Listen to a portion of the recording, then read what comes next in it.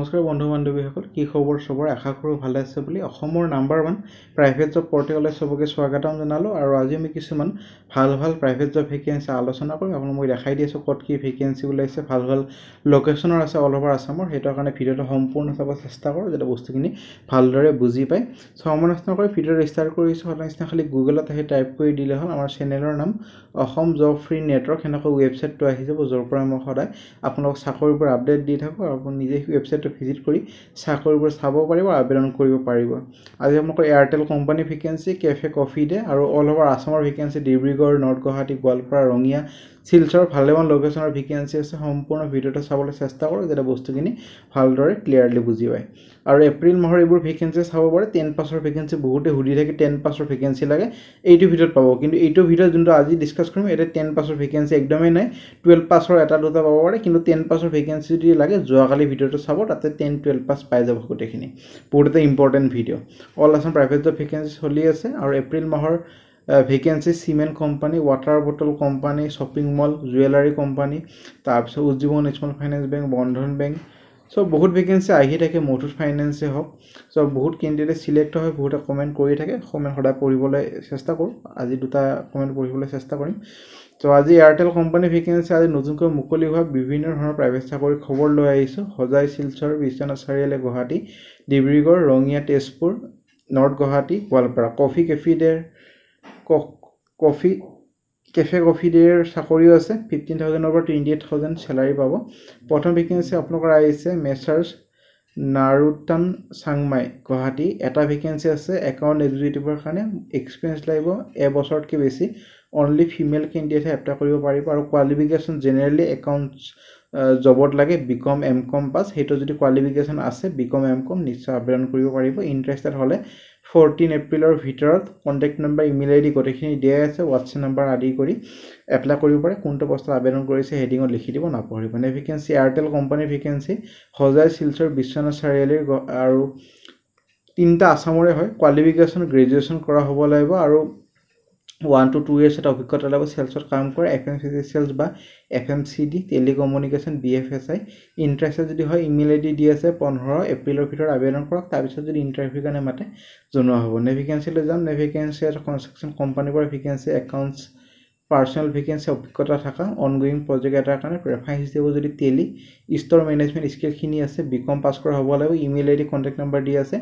Interested যদি হয় 15 এপ্ৰিলৰ আগত আবেদন কৰক। শ্বৰ্টলিষ্টেড কৰা হয় যদি ইণ্টাৰভিউৰ কাৰণে মাতা হ'ব।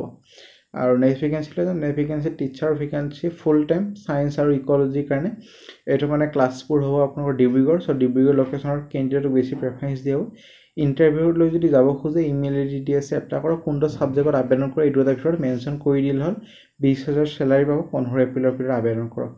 Vacancy academic counsellor vacancy, studying abroad, specialise in studying abroad at Blue Sky Education, Guwahati. 4 বছৰতকৈ বেছি অভিজ্ঞতা লাগিব, গ্ৰেজুৱেশ্যন হ'ব লাগিব। কণ্টেক্ট নম্বৰ দি আছে, যোগাযোগ কৰক। Vacancy GNRC hospital, north Guwahati যোনখন আছে অৱস্থিত, তাৰ পৰা ভেকেঞ্চি আপোনালোকৰ আহিছে। কেচিয়াৰ ভেকেঞ্চি, এইটো কাৰণে BCom পাছ কৰা হ'ব লাগিব। 1 year এটা অভিজ্ঞতা লাগিব মিনিমাম। ইণ্টাৰেষ্টেড যদি হয় 14 এপ্ৰিলৰ ভিতৰত আবেদন কৰক। ইমেইল ID দি আছে, যাক শ্বৰ্টলিষ্টেড কৰা হয় পাৰ্চনেল ইণ্টাৰভিউৰ কাৰণে মাতা হ'ব। ভেকেঞ্চি আপোনালোকৰ আহিছে IREPS PSSA, ৰঙিয়া ডিভিজন, আছামৰ কাৰণে vacancy. Surveyor engineer, total station, sub station, bachelor of engineer আৰু 5 বছৰ অভিজ্ঞতা লাগিব। ড্ৰাফটমেন, অট'কেড অপাৰেটৰ, এইটো কাৰণে B+2 years এটা অভিজ্ঞতা লাগিব। ইণ্টাৰেষ্টেড হয় যদি ইমেইল ID দি আছে, 15 এপ্ৰিলৰ ভিতৰত আবেদন কৰক। তাৰপিছত যদি ইণ্টাৰভিউৰ কাৰণে মাতে জনোৱা হ'ব। ভেকেঞ্চি ইনস্পায়াৰ একাডেমি, তেজপুৰৰ পৰা ভেকেঞ্চি। টিচিং আৰু নন টিচিং ষ্টাফ গোটেই ভেকেঞ্চি আছে। PGDৰ আছে 3টা আৰু ফ্ৰণ্ট ডেস্ক এক্সিকিউটিভৰ এটা। PGD ছাবজেক্ট কেইটা মই কৈ দিছোঁ, কেমেষ্ট্ৰি, ফিজিক্স আৰু কম্পিউটাৰ ছায়েন্স। আৰু চেলাৰী ভালেমান পাব, গভৰ্ণমেণ্ট পে' স্কেলতে পাব। আৰু থকাটো ফ্ৰী দিয়া হ'ব আউটষ্টেশ্যন ফেকাল্টিৰ কাৰণে। আৰু এইটো কাৰণে মাষ্টাৰ ডিগ্ৰী কৰা হ'ব লাগিব এইকেইটা ছাবজেক্টত, in the respective subject. Experience যাৰ আছে প্ৰেফাৰেঞ্চ দিয়া হ'ব। ফ্ৰণ্ট ডেস্ক এক্সিকিউটিভৰ এটা ভেকেঞ্চি, এইটো কাৰণে গ্ৰেজুৱেশ্যন কৰা হ'ব লাগিব। যিকোনো ডিচিপ্লিন, অৰ্থাৎ আৰ্টছ, ছায়েন্স, কমাৰ্চ, যিকোনো ষ্ট্ৰীমত গ্ৰেজুৱেশ্যন যদি কৰা হৈছে, BA BCom BSc এপ্লাই কৰিব পাৰিব। গুড কমাণ্ড হ'ব লাগিব। ষ্ট্ৰং কমিউনিকেশ্যন আৰু computer skill desired. Age limit কোনো ধৰণৰ নালাগে। ৱাক ইন ইণ্টাৰভিউৰ কাৰণে যাব পাৰে।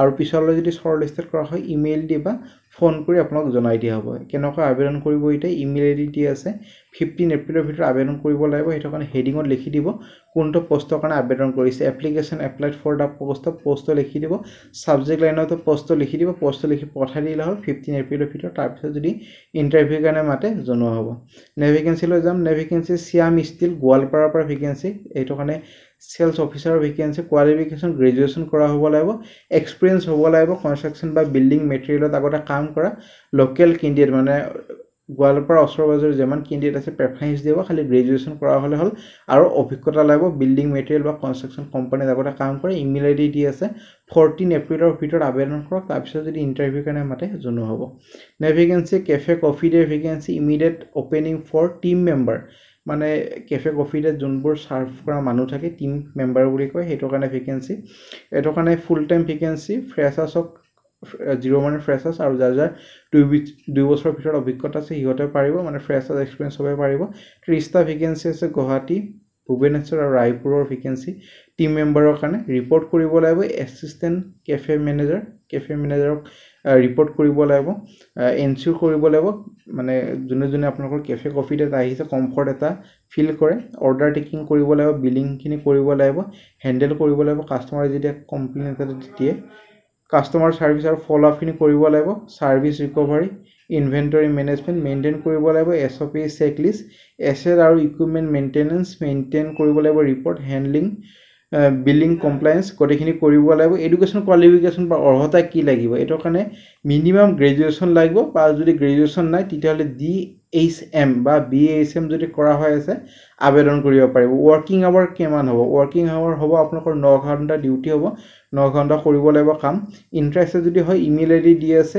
ইমেইল আইডি নিজৰ ৰিজিউমখন পঠাই দিব পাৰে আৰু কোনটো পোষ্ট আবেদন কৰিছে মেনশন কৰি দিব application applied for the post of team member বুলি লিখি প্ৰেফাৰ্ড লোকেশন গুৱাহাটী বুলি লিখি পঠাই দিলে হ'ল 14 এপ্ৰিলৰ ভিতৰত তাৰ পিছত যদি ইন্টাৰভিউ কাৰণে মাতে জনোৱা হ'ব সফেন আজিলে মানে ভিডিওটো চাই ভাল লাগে ভিডিওটো লাইক কৰক 100+ লাইক এটা কৰি দিয়ক আৰু WhatsApp আমাৰ গ্ৰুপ আছে WhatsApp group Telegram group Facebook group যদি জয়েন কৰে কৰিব পাৰে ভাল আপডেটবোৰ পাই থাকিব আজিলৈ মানে কিবা যদি বুজিব নাই কমেন্ট সেকশনত সুধিব পাৰে আজিলৈ